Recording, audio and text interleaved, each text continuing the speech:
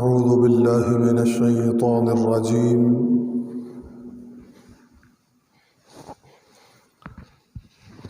بسم الله الرحمن الرحيم.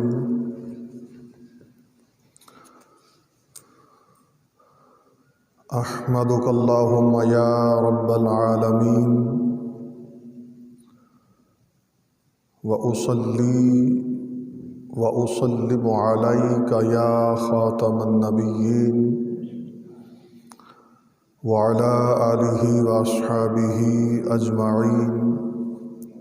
أما بعد، فأعوذ بالله من الشيطان الرجيم. بسم الله الرحمن الرحيم. والذين هم لأماناتهم وعهدهم راعون. صدق الله مولانا العظيم. إن الله وملائكته يصلون على النبي يا أيها الذين آمنوا صلوا عليه وسلموا تسليما. الصلاة والسلام عليك يا سيدي يا رسول الله، وعلى آلك وأصحابك يا سيدي يا حبيب الله. الصلاة والسلام عليك يا نبي الله، وعلى آلك وأصحابك يا سيدي يا مكين قلوب المؤمنين. مولاي صل وسلم دائما أبدا على حبيبك خير الخلق كلهم. يا أكرم الخلق ما لمن ألوذ به سواك عند حلول الحادث العممي. هو الحبيب الذي ترجى شفاعته لكل هول من الأهوال مقتحم. منزه عن شريك في محاسنه، فجوهر الحسن فيه غير منقسم. محمد سيد الكونين والثقلين والفريقين من عرب ومن عجم. محمد تاج رسل الله كاتبة، محمد صادق الأقوال والكلم. محمد ذكره روح لأنفسنا، محمد شكره فرض على الأمم. ثم الرضا عن أبي بكر وعن عمر وعن علي وعن عثمان ذي الكرم. يا رب بالمصطفى بلغ مقاصدنا، واغفر لنا واغفر لنا واغفر لنا ما مضى يا واسع الكرم. مولاي صل وسلم دائما أبدا على حبيبك خير الخلق كلهم.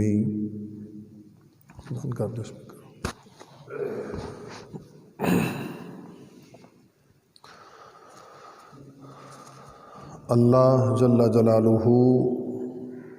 وعم نوالہ وأعظم شانہ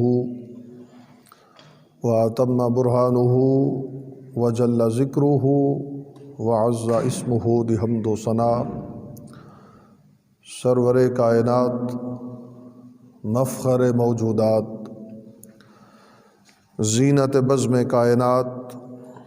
دستگیر جہاں غم گسار زماں قائد المرسلین خاتم النبیین احمد مجتبیٰ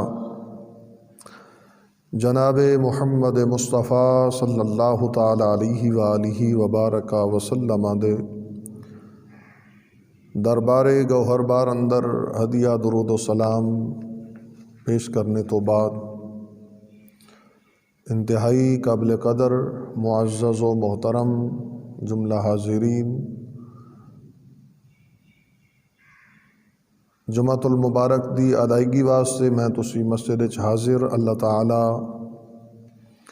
سب دی حاضرینوں اپنی بارگاہ دے اندر شرف قبولیت عطا فرمائے۔ اج دے جمعۃ المبارک دی گفتگو دا عنوان مومن او ہے جس نو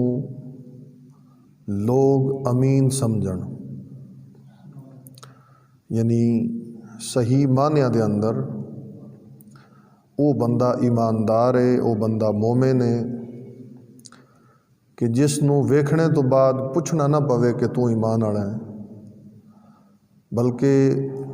اس نو ویکھن تو بعد اندازہ ہو جائے کہ اے بندہ ایمان والا ہے، اور اس دے اندر اللہ تعالیٰ نے امانت داری، دیانت داری دا جذبہ اس بندے دے اندر رکھا ہے۔ کیونکہ حقیقتاً اے وصف اگر اس دے حوالے نال ویکھیا جائے تو سید عالم نور مجسم شفیع معظم صلی اللہ تعالی علیہ وآلہ وبارک وسلم آپ دے اعلان نبوت فرمان تو پہلے ہی کافر بھی اس گل دا اقرار کرتے سن کہ نبی علیہ الصلاۃ والسلام صادق اور امین نے، یعنی صادق دا مطلب کہ ہمیشہ نبی علیہ الصلاۃ والسلام دی زبان تے حق تعالیٰ نے حق نو جاری فرمایا ہے، کدی بھی حضور دی زبان تے جھوٹ نہیں آیا، اور دوسرے نمبر تے کہ امین مطلب کہ سید عالم نور مجسم شفیع معظم صلی اللہ تعالی علیہ وسلم آپ نے ساری زندگی امانت داری نو نہیں چھوڑیا، دیانت داری نو نہیں چھوڑیا، بلکہ کس طرح نبی علیہ الصلاۃ والسلام صداقت اور امانت داری تو پیچھے ہٹ سکتے ہیں، جبکہ سید عالم نور مجسم شفیع معظم صلی اللہ تعالی علیہ وسلم دا اپنا فرمان موجود ہے کہ نبی علیہ الصلاۃ والسلام نے ارشاد فرمایا انما بعثت لأتمم صالح الاخلاق۔ نبی علیہ الصلاۃ والسلام نے ارشاد فرمایا کہ رب ذوالجلال نے مینوں مبعوث فرمایا کس واسطے؟ تاکہ جتنے بھی اچھے اخلاق نے انہاں نوں میں مکمل کر دیواں۔ تو سید عالم صلی اللہ تعالی علیہ وسلم آپ تمام تر اچھے اخلاق دی تکمیل واسطے مبعوث ہوئے، تشریف لے آئے، تو پھر ایک کس طرح ممکن ہو سکتا ہے جھوٹ جو کہ ایک عیب ہے، دیانت داری تو ہٹ کے خیانت امانت دے اندر جو کہ ایک عیب ہے، ایک نقص ہے، اور یہ بری خصلت ہے جھوٹ بولنا یا خیانت کرنا امانت دے اندر۔ تو جس وقت نبی علیہ الصلاۃ والسلام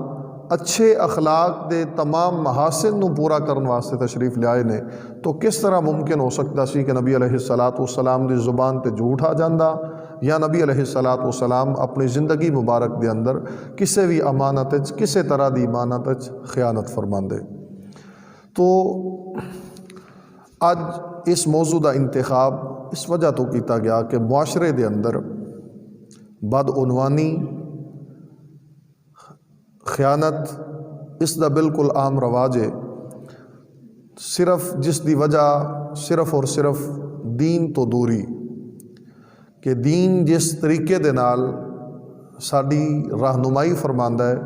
صرف اس رہنمائی نو اساں نظر انداز کر رہے ہیں، اس دین تو دوری اختیار کر چکے ہیں۔ انشاءاللہ جس وقت دوبارہ اسی دین دے قریب ہوواں گے اور دین دے جو احکامات رب ذوالجلال نے حضور دے ذریعے عطا فرمائے انہاں تے عمل کران گے، تو انشاءاللہ ایک وقت آئے گا کہ پھر ساڈے اندر امانت داری اور دیانت داری عروج تے جائے گی، اور کافراں نوں ویکھ کے دسنا نہیں پوے گا، بلکہ وہ خود ویکھ کے اندازہ لا لین گے کہ اے نبی علیہ الصلاۃ والسلام دے غلام نے۔ تو اج دی گفتگو دے ابتدا دے اندر سب تو پہلے میں امانت دا مفہوم اور اس دی وضاحت اس دے معنی دے لحاظ نال آپ احباب دے سامنے رکھنا چاہنا۔ تو سب تو پہلا یہ سمجھو کہ امانت آکھیا کس نوں جاندا ہے؟ تو عام جو اس دا سادہ معنی اور مفہوم ساڈے عرف دے اندر، ساڈے معاشرے دے اندر عام رواج ہے جس دا جو مشہور ہے، وہ یہ ہے کہ کسی شخص دا اپنا مال یا اپنی کوئی بھی چیز حفاظت دی نیت نال دوسرے مسلمان بھائی کو رکھنا، اور اس مسلمان دا، اس بندے دا، اس نو پوری ایمانداری دے نال واپس اس دے مالک تک پہنچا دینا۔ یعنی ایک چیز مثال دے طور تے میں اپنا مال یا اپنی کوئی بھی چیز بطور امانت حاجی صاحب دے کول رکھنا کہ اس دی حفاظت کرن دے، تو حاجی صاحب دا اس تو بعد حق ہے کہ اس نو صحیح طریقے نال جس طرح وہ چیز آئی اسی طریقے نال اس نو میرے تک واپس پہنچا دینا۔ تو اس عمل نو آکھیا جاندہ ہے عام عرف دے اندر امانت داری، اس نو امانت آکھیا جاندہ ہے۔ لیکن شرع شریف دے اندر اس دا مفہوم بہت وسیع ہے، اس دے اندر بہت زیادہ وسعت ہے، اور شرع شریف دے اندر امانت اور دیانت اس کا مفہوم اس طرح ہے کہ رب ذوالجلال نے اور سید عالم صلی اللہ تعالیٰ علیہ وسلم دے تمام تر احکامات، تمام تر امانات، رب ذوالجلال دے اور حضور دی ذات دے تمام تر احکامات جتنے بھی رب ذوالجلال نے اور نبی علیہ الصلاۃ والسلام نے ارشاد فرمائے دے، وہ تمام تر احکامات اور تمام تر امانات اور لوگاں دی عزت، انہاں دی جان اور انہاں دا مال، اور اس دے نال نال جس نو اللہ تعالیٰ نے جو منصب عطا فرمایا ہے اس دے تمام تر تقاضے پورے کرنا، اور اس تو علاوہ انسان دے اپنے ذاتی طور تے اپنی پاک دامنی اور عصمت دا خیال کرنا، یہ تمام تر امانت دے مفہوم دے اندر تمام چیزاں شامل نے۔ اور جیڑا بندہ بھی ان تمام چیزاں وچوں کسے ایک دے اندر خیانت کرے گا تو اس نو شرع شریف دی روشنی دے اندر خائن یعنی خیانت کرنا آکھیا جائے گا۔ مفہوم سمجھ آ رہا ہے نا؟ شرع شریف دے اندر، شریعت مطہرہ دے اندر امانت دا مفہوم یہ ہے کہ اللہ تعالیٰ دے تمام احکامات، نبی علیہ الصلاۃ والسلام دے تمام احکامات، اللہ رسول دیاں تمام تر امانات، لوگاں دی عزت، انہاں دی جان، انہاں دے اموال، اور جس نو جو منصب اللہ تعالیٰ نے عطا فرمایا، جس نو جو منصب ملیا ہے وہ رب دی طرفوں عطا کیتا گیا ہوئے یا کسی بندے نے کسی منصب تے کسی نو فائز کیتا گیا ہوئے، اس دے تمام تر تقاضیاں نو پورا کرنا، اور انسان دا اپنا ذاتی طور تے اپنی پاک دامنی اور عصمت دی حفاظت کرنا، اس نو شریعت مطہرہ دی روشنی دے اندر امانت داری اور دیانت داری آکھیا جاندہ ہے۔ ہن اس مفہوم نو سامنے رکھ دیا ہویا اے مسئلہ معلوم ہویا کہ جیڑا بندہ بھی اللہ رسول دے احکامات دے اندر خیانت کرے گا، اللہ رسول دے احکامات دی تعمیل دے اندر کمی کرے گا، تو گویا شرع شریف دی روشنی دے اندر وہ خائن ہے۔ لوگاں دی عزت، جان اور مال دے تحفظ دی بجائے اس نو نقصان پہنچائے گا، تو شریعت مطہرہ دی روشنی دے اندر وہ کی ہوئے گا؟ خیانت کرنا لا۔ اسی طرح اگر کوئی اپنے منصب تے بیٹھ کے بجائے اس دے تقاضے پورے کرنے دے اس دے اندر اپنی من مانی اور کمی اور زیادتی کرتا رہے گا، تو وہ بھی شرع شریف دی روشنی دے اندر خائن تصور کیتا جائے گا۔ اسی طرح اگر کوئی بندہ اپنی پاک دامنی دا لحاظ نہیں رکھ رہا اور اپنی عفت اور عصمت دی حفاظت نہیں کر رہا، یعنی بدفعلی دے اندر ملوث ہے، اس طرح دے جرائم کر رہا ہے، تو گویا شرع شریف دی روشنی دے اندر وہ بندہ بھی خائن تصور کیتا جائے گا، اس نو بھی خیانت امانت دار نہیں بلکہ اس نو خائن اور خیانت کرنا آکھیا جائے گا۔ تو محتشم سامعین اکرام، اسی طرح جس وقت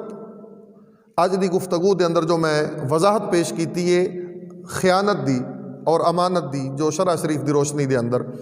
تو اس لحاظ نال ایک چیز آئی ہے کہ کوئی بھی بندہ اپنے منصب تے بیٹھ کے اس دے تقاضے پورے کرے تے امانت دار ہے، اگر تقاضے پورے نہ کرے تو خائن ہے۔ اسی طرح اگر ویکھیا جائے تو اگر استاذ اپنے شاگرد دے جو تعلیم دے مکمل تر تقاضے نے انہاں نوں پورا نہ کرے تو استاد خائن ہے۔ اسی طرح اگر کوئی پیر اپنے مرید دی صحیح معنیٰ دے اندر رہنمائی نہ کرے اور اس نو دین اسلام دے مطابق صراط مستقیم دی طرف اس دی رہنمائی نہ کرے تو او پیر کی ہے، وہ بھی خائن ہے شرع شریف دی روشنی دے اندر۔ اسی طرح اگر کوئی جج ہے، قاضی ہے، تو او منصب قضاء تے بیٹھ کے عدالت دے اندر جج بیٹھ کے اگر جو انصاف دے تقاضے نے اور جو لوگاں دے حقوق دے تقاضے نے انہاں دی پاسداری نہ کردہ ہوئے تو وہ بھی شرع شریف دی روشنی دے اندر خائن ہے۔ اسی طرح اگر والد اپنی اولاد دی اچھی تربیت، اچھے اخلاق، دین اسلام دی طرف انہاں دی رغبت دے اندر اگر والد کمی زیادتی کر رہا ہے تو یقیناً وہ والد بھی شرع شریف دی روشنی دے اندر خائن تصور کیتا جائے گا۔ تو اس مفہوم نو سمجھنے تو بعد ہن اسا یہ خود اندازہ کرنا ہے کہ اسی معاشرے دے اندر جس طریقے نال زندگی گزار رہے ہیں ساڈا اپنا طریقہ کار کی ہے، کسی جگہ تے آ کے اسی خود خائن یعنی خیانت کرنے والے تے شمار نہیں ہو رہے۔ کیا اسی خود امانت دار ہاں؟ یعنی اللہ تعالیٰ دے احکامات تے عمل دے حوالے نال اگر ویکھیا جائے تو کیا اسی تمام تر رب ذوالجلال دے احکامات نو من رہے ہیں؟ اگر نبی علیہ السلام دے جو احکامات اور جو نبی علیہ السلام دے نال محبت دے تقاضے نے کیا اسی انہاں نو پورا کر رہے ہیں؟ معاشرے دے اندر جس بندے کول جو منصب ہے کیا وہ بندہ اس سے تقاضے پورے کر رہا ہے؟ تو حضرات دی وقار اگر اسی اس تمام تر تقاضے اور وہ تمام تر احکامات جو اللہ رسول دے ہیں انہاں تے عمل نہیں کر رہے تو یقیناً اسی خائن ہاں۔ اگر اسی اپنی عفت اور عصمت دی حفاظت، پاک دامنی دی حفاظت نہیں کر رہے تو شرع شریف دے حوالے نال اسی خائن ہاں۔ تو اس دے حوالے نال ویکھنا چاہیے پھر کہ نبی علیہ السلام نو جو رب ذوالجلال نے لاریب کتاب قرآن عطا فرمائی وہ امانت دار دی شان کی بیان فرما رہا ہے، اور نبی علیہ السلام نے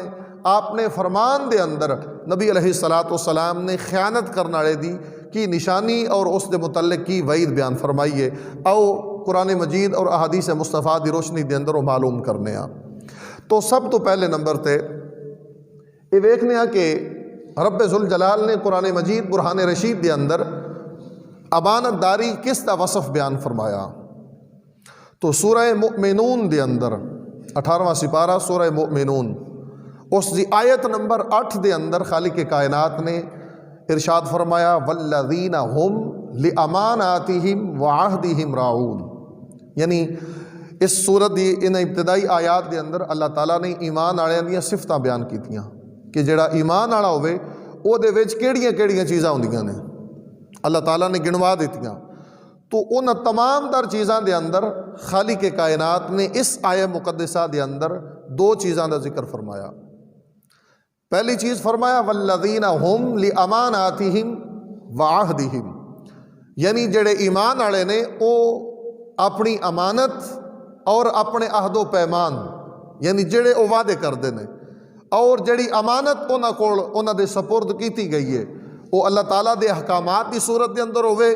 وہ کسی منصب دے لحاظ نال ہوئے، وہ انسان دی اپنی پاک دامنی دے لحاظ نال ہوئے اور لوگاں دے حقوق دے لحاظ نال ہوئے، یعنی وہ تمام تر امانتاں وہ کسی صورت دے اندر بھی ہو سکتی ہے۔ فرمایا ایمان والوں دی پہچان اور انہاں دی صفت انہاں دی شان یہ ہے کہ وہ رب ذوالجلال دی بارگاہ وچوں عطا کیتی گئی امانت یا لوگاں دی طرفوں عطا کیتی گئی امانت اور جو وعدے نے وہ وعدہ رب دی ذات نال ہو سکتا ہے، وعدہ حضور دی ذات نال ہو سکتا ہے، وہ وعدہ مخلوقات دے اندر کسے بندے نال بھی ہو سکتا ہے۔ فرمایا جڑا انہاں وعدیاں دی اور امانتاں دی پاسداری کرے وہ مومن ہے۔ یعنی ایمان والوں کی پہچان، ان کی صفت یہ ہے، ان کی شان یہ ہے کہ وہ امانت دار بھی ہوتا ہے اور وعدے کو پورا کرنے والا بھی ہوتا ہے، اپنے عہد کو توڑنے والا نہیں ہوتا، اپنی امانت میں خیانت کرنے والا نہیں ہوتا، بلکہ امانت ملے تو تب بھی پاسداری کرتا ہے کسی سے عہد کر بیٹھے تو پھر بھی اس کی پاسداری کرتا ہے، وہ ہر حال میں ان تمام تر چیزوں کے تقاضے پورے کرتے ہوئے اپنی زندگی بسر کرتا ہے، حقیقی معنوں میں وہی بندہ رب کی بارگاہ میں سچا مومن ہے۔ گل دی سمجھ آ رہی ہے نا؟ تو دوسرے نمبر تے کہ اس دی وعید کی ہے امانت دے اندر خیانت کرنے دے حوالے نال، تو اس مقام تے سید عالم نور مجسم شفیع معظم صلی اللہ تعالی علیہ وسلم آپ دا فرمان جس نو حضرت عبداللہ ابن عمر رضی اللہ تعالی عنہ آپ نے روایت فرمایا، اور صحیح بخاری حدیث نمبر 34 صحیح بخاری شریف دے اندر موجود ہے۔ حضرت عبداللہ ابن عمر رضی اللہ تعالی عنہ آپ نے ارشاد فرمایا کہ سید عالم نور مجسم شفیع معظم صلی اللہ تعالی علیہ وسلم نے ارشاد فرمایا، اربع من کنا فیہ کانا منافقا خالصا۔ سید عالم صلی اللہ تعالی علیہ وسلم نے ارشاد فرمایا کہ چار خصلتاں، چار چیزاں اگر کسی انسان دے اندر آ جان تو نبی علیہ السلام نے فرمایا وہ پکا منافق ہے، یعنی اس دے دل دے اندر نفاق آ چکا ہے، منافقہ دیا علامتاں اس دے اندر آ چکیاں نے۔ نبی علیہ السلام نے کتنی چیزاں فرمائیاں؟ چار چیزاں۔ اربع من کنا فیہ کانا منافقا خالصا، یعنی وہ بندہ جس کے اندر چار چیزیں آ جائیں، میرے آقا ارشاد فرماتے ہیں کہ وہ بندہ پکا منافق ہے۔ اور پھر نبی علیہ السلام نے ارشاد فرمایا، من کانت فیہ خصلۃ منہن وکانت فیہ خصلۃ من نفاق حتی یدعہا۔ نبی علیہ السلام نے فرمایا جہدے وچ انہاں چوں تو علاوہ ایک آ جائے، یعنی انہاں چار وچوں جس بندے دے اندر ایک خصلت آ جائے تو اس دے اندر منافقت دی ایک خصلت آ جاندی ہے، حتیٰ کہ وہ اس تو تائب ہو جائے، حتیٰ یدعہا، حتیٰ کہ وہ اس سے پیچھے ہٹ جائے، اس خصلت سے منہ موڑ لے۔ یعنی جس میں چار ہوں تو وہ پکا منافق، ان چاروں میں سے ایک جس بندے کے اندر آ جائے اس میں نفاق کی ایک علامت آ جاتی ہے، حتیٰ کہ وہ اس ایک علامت کو بھی دفع کر دے اپنے سے اور دور کر دے، اس خصلت کو بھی چھوڑ دے۔ تو نبی علیہ السلام نے ارشاد فرمایا وہ چار جو منافقت کی خصلتیں ہیں جن کی وجہ سے بندہ پکا منافق بن جاتا ہے، میرے کریم آقا علیہ السلام نے ارشاد فرمایا ان میں سے پہلی یہ ہے، اذا اؤتمن خان، جب اس بندے کے پاس امانت رکھی جائے تو اس امانت کے اندر وہ خیانت کرنے والا ہو۔ یعنی اس فرمان دے اس حصے دے اندر نبی علیہ السلام نے ایک قید نہیں لائی کہ وہ دیکھو مال دی امانت رکھی جائے، ایک قید نہیں لائی کہ اس دی پاک دامنی دی امانت ہوئے، بلکہ جس تے لفظ امانت دا اطلاق ہو رہا ہے او خصلت اگر اس دے اندر وہ خیانت کر بیٹھتا ہے تو نبی علیہ السلام نے فرمایا اس دے اندر منافقت آ جاندی ہے، منافقت یہ کلامت اس دے اندر آ جاندی ہے۔ کیا سرکار نے ارشاد فرمایا اذا اؤتمن خان، یعنی جس وقت رب ذوالجلال دے احکامات اس کو پہنچن، نبی علیہ السلام نے جنہ چیزاں دی وضاحت فرمائی وہ چیزاں اس بندے تک پہنچ جان اور انہاں تے او عمل نہ کرنے والا ہوئے تو سید عالم صلی اللہ تعالی علیہ وسلم دے فرمان دی روشنی دے مطابق وہ بندہ منافق بن جاتا ہے، اس کے اندر منافقت دی خصلت آ چکی ہے۔ اس سے طرح اگر کوئی کسی منصب دے فائدے اور اس سے تقاضے پورے نہیں کر رہا، سید عالم صلی اللہ تعالی علیہ وسلم کے فرمان کے مطابق اس بندے کے اندر منافقت آ چکی ہے۔ اسی طرح اگر کوئی بندہ اپنی پاک دامنی اور عصمت کی حفاظت نہیں کر رہا، اس بندے کے اندر منافقت آ چکی ہے۔ اسی طرح اگر کوئی بندہ لوگوں کے جان مال عزت آبرو کی حفاظت نہیں کر رہا، اس بندے سے کسی لوگوں کے جان مال اور عزت محفوظ نہیں ہے، تو حدیث مصطفیٰ کی روشنی میں اس بندے کے اندر منافقت آ چکی ہے۔ اب دیکھنا یہ ہے کہ ہم اپنی زندگی میں کس انداز میں اس امانت داری کے تقاضے کو پورے کر رہے ہیں۔ تو نبی علیہ السلام نے ارشاد فرمایا جو بندہ امانت میں خیانت کرنے والا ہو، ایک خصلت یہ ہے اس کے منافق ہونے کی۔ نبی علیہ السلام نے دوسری بات فرمایا اذا حدث کذبا، جس وقت گفتگو کرے، جب وہ بولے کلام کرے تو اس کلام کے اندر جھوٹ ہو، یعنی جھوٹ بولے، گل کرے تو جھوٹ بولے۔ تیسرے نمبر تے سید عالم صلی اللہ تعالی علیہ وسلم نے ارشاد فرمایا اذا عاہد غدر، جب وہ وعدہ کرے تو وعدہ خلافی کرے۔ اور چوتھے نمبر پر سید عالم صلی اللہ تعالی علیہ وسلم نے ارشاد فرمایا اذا خاصم یا اذا خاصم فجر، نبی علیہ السلام نے فرمایا چوتھی بات یہ ہے کہ جب وہ بندہ کسی کے ساتھ جھگڑا کرے تو زبان سے گالی بکے۔ یعنی چار چیزیں نبی علیہ السلام نے منافقت کے لحاظ سے بیان کی۔ پہلے نمبر پر امانت اس کے پاس پہنچے تو اس میں خیانت کرنے والا ہو، دوسرے نمبر پر بات کرے تو جھوٹ بولنے والا ہو، تیسرے نمبر پر میرے آقا نے ارشاد فرمایا جب وہ لوگوں کے ساتھ وعدہ کرے تو وعدہ خلافی کرے، اور چوتھے نمبر پر میرے آقا نے فرمایا جب کسی کے ساتھ کسی معاملہ کے اندر اس کا جھگڑا ہو تو اس جھگڑے کے دوران وہ زبان سے گالی بکے۔ میرے آقا نے فرمایا یہ چار کی چار چیزیں جس بندے کے اندر آ جائیں گی وہ پکا منافق ہے۔ اب اندازہ فرمائیں ہم معاشرے کے اندر زندگی گزارتے ہوئے ہمارا کیا رویہ ہے؟ کیا ہم امانت دار ہیں؟ ہم امانت کی پاسداری کرنے والے ہیں؟ کیا ہمارے زندگی کے معاملات اس انداز میں گزر رہے ہیں جیسے رب ذوالجلال نے ہمیں گزارنے کا حکم فرمایا؟ کیا ہم رب ذوالجلال کے احکامات کی پاسداری کرتے ہیں؟ ہم اس پر عمل کر رہے ہیں؟ اگر نہیں کر رہے تو یہ مقام غور ہے، ہمیں سوچنا چاہیے کہ ہم کس راستے پر جا رہے ہیں، ہماری منزل کیا ہوگی۔ اگر اپنی منزل جو جنت والی منزل ہے اس منزل تک پہنچنا چاہتے ہو اور صراط مستقیم پر آنا چاہتے ہو تو پھر سید عالم صلی اللہ تعالی علیہ وسلم کی اس شریعت پر عمل کرنا ہوگا جو نبی علیہ السلام رب کی بارگاہ سے ہماری طرف لے کر آئے ہیں۔ تو اگر امانت دار بندہ ہو تو اس کی شان آپ سن چکے قرآن مجید کی روشنی میں، اور اگر بندہ امانت کو چھوڑ کر اور دیانت کو چھوڑ کر بندہ خیانت کے راستے پر چل پڑے تو سید عالم صلی اللہ تعالی علیہ وسلم نے اس کے متعلق کیا وعید ارشاد فرما دی۔ تو آئیے اب ہم چند ان ہستیوں کا ذکر کرتے ہیں جنہوں نے اپنی ساری زندگی خیانت سے نہیں بلکہ امانت داری سے گزاری ہے۔ اس کائنات کے اندر رب ذوالجلال کی مخلوقات میں سے سب سے بڑے امانت دار جن کو رب ذوالجلال نے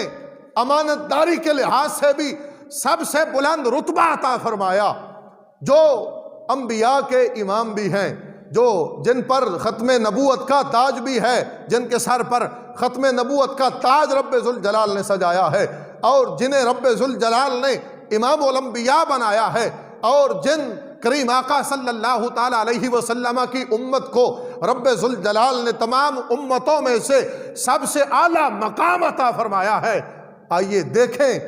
اس کریم آقا صلی اللہ تعالی علیہ وسلم کے دل کے اندر امانت داری کا جذبہ کہاں تک ہے۔ تو اس حوالے سے سید عالم نور مجسم شفیع معظم صلی اللہ تعالی علیہ وسلم آپ کے اندر جو شان دیانت داری ہے، جو شان امانت داری ہے، اس حوالے سے سید عالم صلی اللہ تعالی علیہ وسلم کا فرمان جو جامع ترمذی کے اندر موجود ہے، اور اس کے راوی ہیں حضرت انس بن مالک رضی اللہ تعالی عنہ، میرے کریم آقا علیہ السلام کے زبان مبارک سے ادا کیے ہوئے کلمات سنیں۔ میرے آقا نے فرمایا انی لارجو ان القا ربی، میرے کریم آقا علیہ السلام نے فرمایا قیامت کا دن ہوگا تو رب کی بارگاہ میں جب میں حاضر ہو جاؤں گا، جب رب کی بارگاہ میں میری حاضری ہوگی، وَلَيْسَ أَحَدٌ مِّنْكُمْ يَطْلُبُنِي، فرمایا مخلوقات کے اندر اور اے انسانوں قیامت تک یاد رکھنا، قیامت تک آنے والا ہر بندہ یہ بات سن لے اور یاد رکھے۔ میرے آقا نے فرمایا جب میں قیامت والے دن اپنے رب کی بارگاہ میں حاضر ہوں گا تو کوئی ایک بندہ بھی ایسا نہیں ہوگا جو رب کی بارگاہ میں میرے اوپر کسی چیز کا مطالبہ کرے گا۔ یعنی کوئی بندہ ایک بھی انج دا نہیں ہوئے گا کہ جڑا قیامت والے دن رب دی بارگاہ دے اندر مطالبہ کرے کہ یا رسول اللہ میں تو فلاں چیز میرا فلاں جگہ تے مال تساں لے لیا واپس نہیں کیتا، میری جان تواڈے تو محفوظ نہ رہی، میرا مال تواڈے تو محفوظ نہ رہا۔ میرے کریم آقا علیہ السلام اس کائنات کے سب سے بڑے امانت دار، وہ ارشاد فرماتے ہیں کہ یہ میری شان امانت ہے، یہ میری دیانت داری کی شان ہے کہ قیامت والے دن ہم جیسے گناہگاروں کے سامنے مطالبہ کرنے والے رب کی بارگاہ میں کافی آ جائیں گے۔ کوئی کہے گا باری تعالیٰ تیرے فلاں بندے نے میرا مال لے لیا تھا، فلاں بندے نے میرے حقوق کی ادائیگی نہیں کی تھی، فلاں بندے نے میرے عزت کی حفاظت نہیں کی تھی، فلاں بندے نے میری عزت میں دیانت داری سے کام نہیں لیا تھا، میری عزت کے اندر فلاں نے خیانت کی تھی۔ ہزاروں کھڑے ہو جائیں گے، لیکن یہ دعویٰ میرے مصطفیٰ کا ہے کہ جب رب کی بارگاہ میں سب حاضر ہوں گے تو کوئی ایک بھی ایسا نہیں اٹھے گا جو رب کی بارگاہ میں یہ مطالبہ کرے کہ نبی علیہ السلام سے میں نے فلاں چیز لینی ہے۔ تو یہ انداز ہے سید عالم صلی اللہ تعالیٰ علیہ وسلم کی امانت داری کا، یہ انداز ہے نبی علیہ السلام کی دیانت داری کا، اور اس انداز میں نبی علیہ السلام اپنے غلاموں کی تربیت فرما رہے ہیں کہ لوگوں اپنی زندگی میں کامیابی چاہتے ہو تو اس انداز میں امانت داری اور دیانت داری کو اپنا شیوا بنا لو کہ جو رب کے احکامات ہیں ان میں بھی امانت داری سے کام لو، دیانت سے کام لو، جو لوگوں کے حقوق ہیں ان کے لحاظ سے بھی امانت دار رہو، اور اپنی ذات کے لحاظ سے بھی امانت دار رہو گے، رب ذوالجلال قیامت والے دن تمہاری بخشش فرما دے گا۔ تو سید عالم نور مجسم شفیع معظم صلی اللہ تعالیٰ علیہ وسلم کے غلاموں، پھر حضور کے بعد اگلی باری آتی ہے نبی علیہ السلام کی امت کے لوگوں کی۔ تو سید عالم نور مجسم شفیع معظم صلی اللہ تعالیٰ علیہ وسلم کی امت کے اندر سب سے بڑا امانت دار کون ہے؟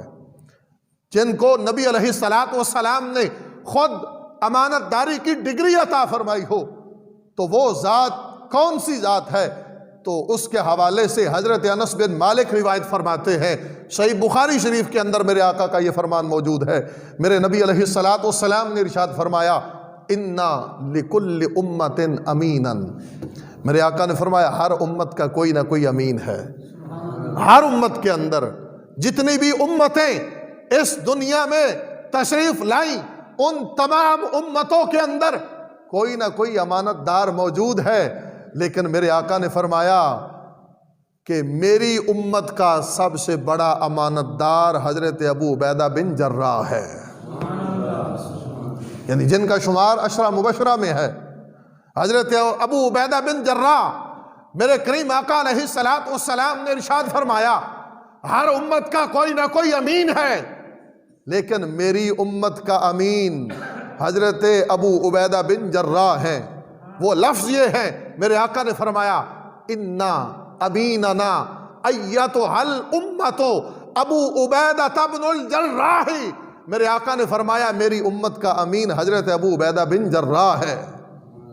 تو نبی علیہ السلام کے باقی غلاموں کے لحاظ سے اگر اسی امانت داری اور دیانت داری کے حوالے سے دیکھا جائے تو سید عالم صلی اللہ تعالیٰ علیہ وسلم کے غلاموں کا جذبہ کیا ہوتا تھا، وہ کس انداز میں امانت داری کو اپنا شیوا بنائے ہوئے تھے۔ بلکہ حضرت عمر فاروق رضی اللہ تعالیٰ عنہ، آپ کے خادم ہیں حضرت اسلم، وہ بیان فرماتے ہیں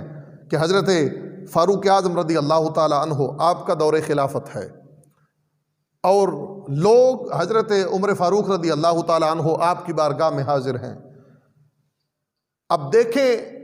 جو نبی علیہ السلام کی بارگاہ کے تربیت یافتہ تھے، ان کی آپس کی گفتگو کس طرح کی ہوا کرتی تھی، وہ کس طرح دیاں گلاں آپس دے اندر بیٹھ کے کرتے سن، جیسی بھی بیٹھ کے گلاں کرنے ہاں، ساسی کسی دی غیبت کر لئی، کسی دی چغلی کر لئی، کسی دے بہتان لا لیا، ساڈی آپس دی گفتگو اس انداز دی۔ لیکن جنہ تربیت حضور دی بارگاہ چو حاصل کیتی ہوئے اونا دی گفتگو دا عالم پھر کی ہوئے گا۔ حضرت سالم جو حضرت عمر فاروق رضی اللہ تعالیٰ عنہ آپ دے خادم نے، اب فرماندے نے کہ حضرت فاروق اعظم اور دیگر لوگ مجمع اکٹھے بیٹھے اور آپس کے اندر گفتگو کر رہے ہیں، تو حضرت سالم رضی اللہ تعالیٰ عنہ آپ فرماندے نے کہ جناب فاروق اعظم رضی اللہ تعالیٰ عنہ آپ دی بارگاہ دے اندر ایک شخص نے عرض کی تھی اتمنى ان هذه الدار مملولۃ ذهبا. حضرت عمر فاروق رضی اللہ تعالیٰ عنہ آپ کی بارگاہ میں ایک بندے نے عرض کی کہ اے فاروق اعظم میری تمنا یہ ہے جس مکان میں جس گھر میں ہم بیٹھے ہوئے ہیں یہ سارے کا سارا گھر سونے سے بھر جائے. محبت سے بولیں ذرا سبحان اللہ. یہ سارے کا سارا گھر مملوءۃ ذہباً، سارے کا سارا گھر سونے کا بھر جائے اور وہ سونا بھی میری ملکیت ہو. تو میں کیا کروں گا اس سونے کا؟ جب اتنا زیادہ سونا کثیر تعداد میں میری ملکیت میں آ جائے گا تو میں اس سونے کا استعمال کیا کروں گا؟ تو فرماتے ہیں انفقہ فی سبیل اللہ واتصدق. اے امیر المومنین میں اس تمام کے تمام سونے کو رب کے رستے میں خرچ کر دوں گا. رب ذوالجلال کے رستے میں وہ تمام تر سونا صدقہ کر دوں گا. اب یہ تمنا کر رہے ہیں. حضرت سالم فرماتے ہیں وہیں پاس بیٹھے دوسرے شخص نے حضرت فاروق اعظم کی بارگاہ میں عرض کی اتمنى ان هذه الدار مملوءۃ زبرجدا وجوہرا. فاروق اعظم میری تمنا یہ ہے جس مکان میں ہم بیٹھے ہوئے ہیں یہ تمام کا تمام مکان زبرجد اور موتیوں سے بھر جائے. اور میرا جذبہ یہ ہے وَأَنفَقَهُ فِي سَبِيلِ اللَّهِ وَأَتَصَدَّقُ. وہ تمام کے تمام ہیرے جواہرات وہ تمام کے تمام موتی میں رب ذوالجلال کے رستے میں خرچ کر دوں اور ان کو رب کے رستے میں صدقہ کر دوں. اب جب دوسرے شخص نے بھی اس بات کا اظہار کیا تو حضرت فاروق اعظم بھی بول پڑے. جناب فاروق اعظم رضی اللہ تعالیٰ عنہ آپ نے فرمایا اے سونے کی تمنا کرنے والے تیری تمنا بھی اپنی جگہ ٹھیک ہے. اے جواہرات کی تمنا کرنے والے تیری تمنا بھی اپنی جگہ ٹھیک ہے. لیکن میں امیر المومنین ہوں، میں مسلمانوں کا خلیفہ ہوں، میں حاکم وقت ہوں، میری تمنا بھی ذرا سن لو. فرمایا اتمنى ان هذه الدار مملوءۃ رجالا. میری تمنا یہ ہے کہ جس مکان میں ہم بیٹھے ہیں یہ مقام تمام کا تمام تر مکان لوگوں سے بھر جائے، مردوں سے بھر جائے. اور مرد بھی کیسے ہوں؟ مثلا ابی عبیدہ بن الجراح و معاذ بن جبل و سالم مولا ابو حذیفہ و حذیفہ بن الیمان.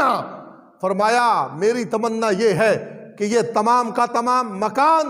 لوگوں سے بھرے اور لوگ بھی کیسے ہوں جن میں حضرت ابو عبیدہ بن جراح ہوں، حضرت معاذ بن جبل ہوں، حضرت حذیفہ بن یمان ہوں. اس طرح کے کامل ایمان والے مردوں سے یہ مکان بھر جائے. فاستعملہم فی طاعت اللہ. میں ان تمام مردوں سے ایک ہی کام لوں اور وہ کام ہو دین مصطفیٰ کا کام.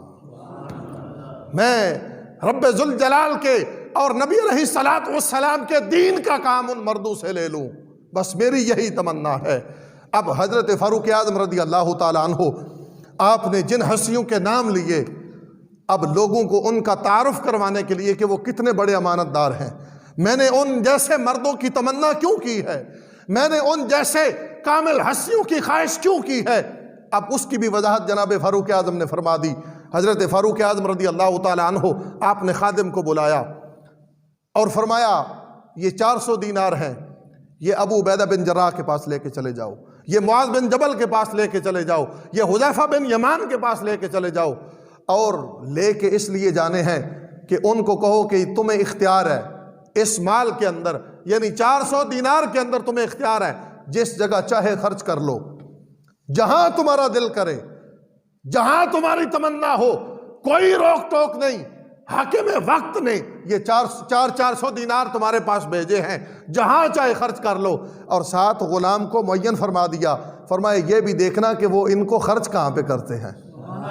محبت سے بولے ذرا سبحان اللہ. یہ کہاں خرچ کر کے آتے ہیں یہ بھی دیکھنا. تو جو خادم مال لے کے گیا تھا اس نے مال حضرت ابو عبیدہ بن جراح کی خدمت میں پیش کیا تو آپ نے بھی تمام کا تمام مال رب کے راستے میں خرچ کر دیا۔ حضرت معاذ بن جبل کے پاس جب 400 دینار پہنچے تو آپ نے بھی وہ تمام کے تمام تر دینار رب ذوالجلال کے راستے میں خرچ کر دیے۔ حضرت حذیفہ بن یمان نے بھی وہ تمام مال رب کے راستے میں خرچ کر دیا۔ اب خادم حیران تھا کہ فاروق اعظم نے 400 دینار بھیجے ہیں اور اختیار دیا ہے جہاں دل کرے خرچ کر لو،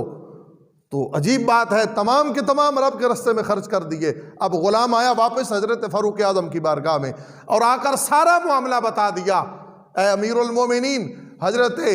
ابو عبیدہ بن جراح نے بھی تمام مال رب کے راستے میں لگا دیا، معاذ بن جبل نے بھی تمام مال رب کے راستے میں لگا دیا، حذیفہ بن یمان نے بھی تمام مال رب کے راستے میں لگا دیا۔ تو اب فاروق اعظم کا جواب سنیے۔ حضرت فاروق اعظم رضی اللہ تعالی عنہ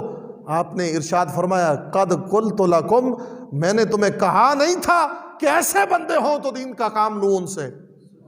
یعنی یہ جملہ فرما کر قد قلت لکم، میں نے تمہیں کہا نہیں تھا، فاروق اعظم نے یہ بتا دیا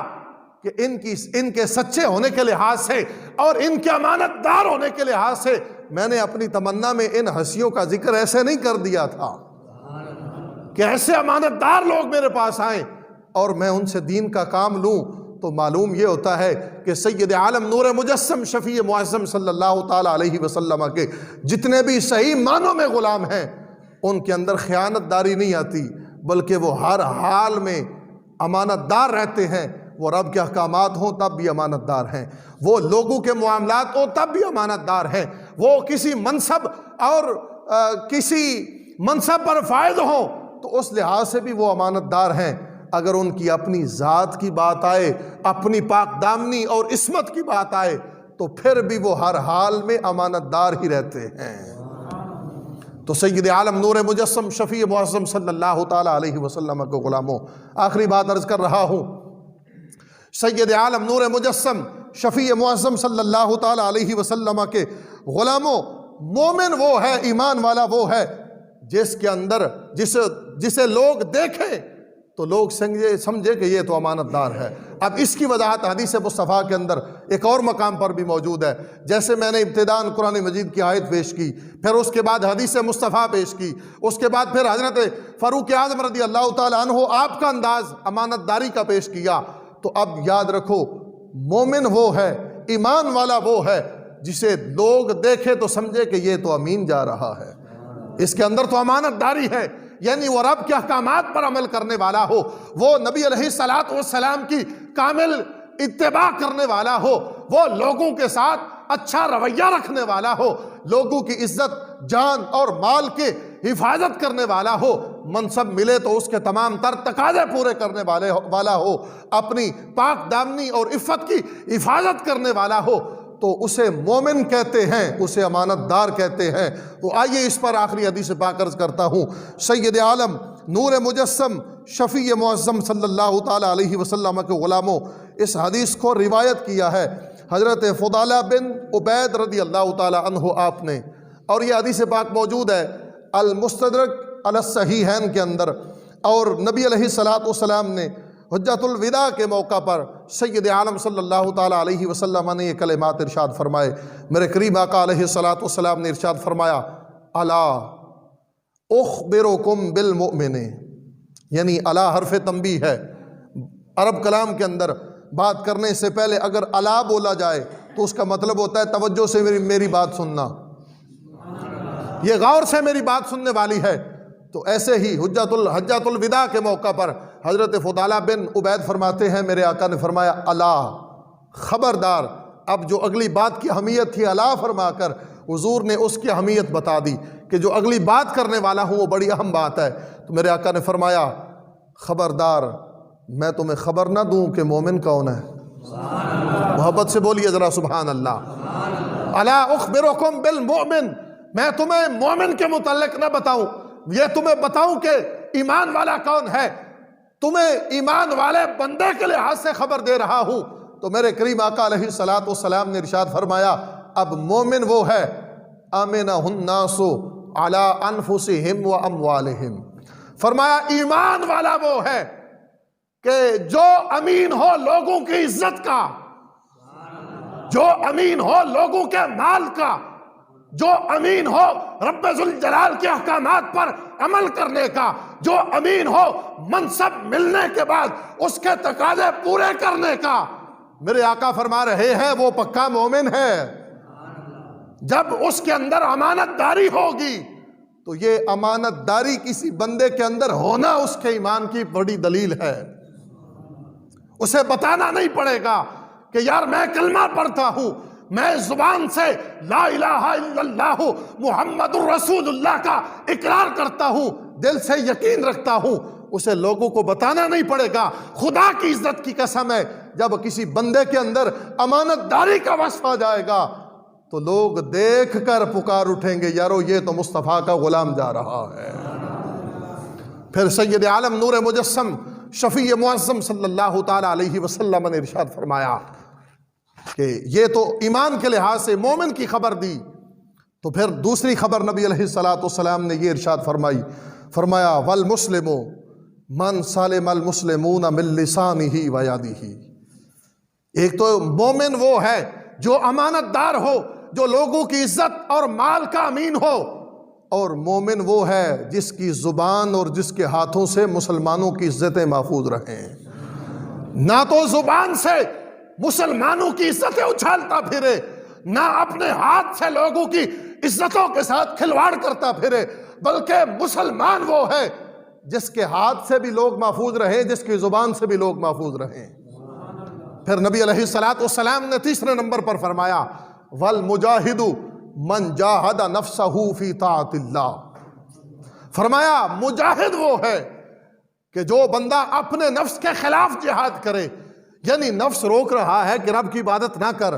اس کے باوجود رب کی بارگاہ میں حاضر ہو جائے، اس کی بارگاہ میں سجدہ ریز ہو جائے۔ نفس کہتا ہے لوگوں کے حقوق کی ادائیگی نہ کر، نفس کہتا ہے پاک دامنی کی حفاظت کی ضرورت نہیں، نفس کہہ رہا ہے منصب ملا ہے تو چھوڑ دے، کوئی بات نہیں، تقاضے پورے کرنے کی ضرورت نہیں، اس میں کمی زیادتی کرتا رہو، یہ نفس کہے۔ لیکن بندہ کہے میں نے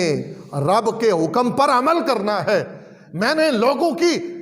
جو امانتیں ہیں ان کا لحاظ رکھنا ہے، رب کے احکامات پر عمل کرنا ہے، اپنے منصب کا لحاظ رکھنا ہے، اپنی پاک دامنی کی حفاظت کرنی ہے، لوگوں کی عزت جان اور مال کی حفاظت کرنی ہے، اور رب کی عبادت کرنی ہے، تو نبی علیہ السلام نے فرمایا جس بندے کے دل میں یہ جذبہ ہو وہ بڑا مجاہد ہے، وہ بندہ مجاہد ہے۔ اور آخری نمبر پر، چوتھے نمبر پر سید عالم صلی اللہ تعالی علیہ وسلم نے ارشاد فرمایا والمہاجر من ہجر الخطایا والذنوب۔ فرمایا جو بندہ گناہ کرنا چھوڑ دے، خطاؤں کو چھوڑ بیٹھے، غلط کاری بند کر دے، گناہ کرنے بند کر دے، نبی علیہ السلام نے فرمایا وہی بندہ سچا مہاجر بھی ہے۔ حقیقی معنوں میں مہاجر بھی وہی ہے، ہجرت والا بھی وہی ہے جو گناہوں کو ترک کر دے، جو معاصی کو چھوڑ دے، جو بندہ رب ذوالجلال کی نافرمانی چھوڑ کر اس کی اطاعت میں آ جائے، اس کی فرما برداری میں آ جائے۔ میرے آقا نے فرمایا وہ بندہ مجاہد بھی ہے، وہ بندہ مہاجر بھی ہے، وہ بندہ مسلمان بھی ہے، اور وہی بندہ مومن بھی ہے۔ تو حضرات ذی وقار آج ہمیں ضرورت ہے اس امر کی، ہم امانت داری کے رستے پر آئیں۔ میں نے جیسے ابتداً امانت داری کا مفہوم عرض کیا کہ شریعت مطہرہ کے اندر اس کا مفہوم یہ ہے کہ جتنے بھی اللہ اور اس کے رسول کے احکامات ہیں ان پر عمل کرنا، لوگوں کی عزت جان مال کی حفاظت کرنا، اور کسی کو منصب ملے تو اس کے تمام تر تقاضے پورے کرنا، اور اپنی پاک دامنی اور عفت اور عصمت کی حفاظت کرنا، یہ تمام کی تمام چیزیں امانت داری کے اندر شامل ہیں۔ اگر ان کو بندہ چھوڑ بیٹھے گا، اسی امانت داری کے بجائے خیانت اختیار کرے گا، تو جیسے میں نے عرض کیا نبی علیہ السلام کی فرمان کی روشنی میں وہ بندہ پکا منافق بن جائے گا۔ اس لیے آج ہمیں ضرورت ہے ہم دین اسلام کے مطابق اپنی زندگی گزاریں، تاکہ کل قیامت والے دن جب ہم بارگاہ خداوندی میں حاضر ہوں تو ہمیں کسی قسم کی شرمندگی نہ اٹھانی پڑے، اور رب کی بارگاہ میں ہمیں سرخروئی مل سکے۔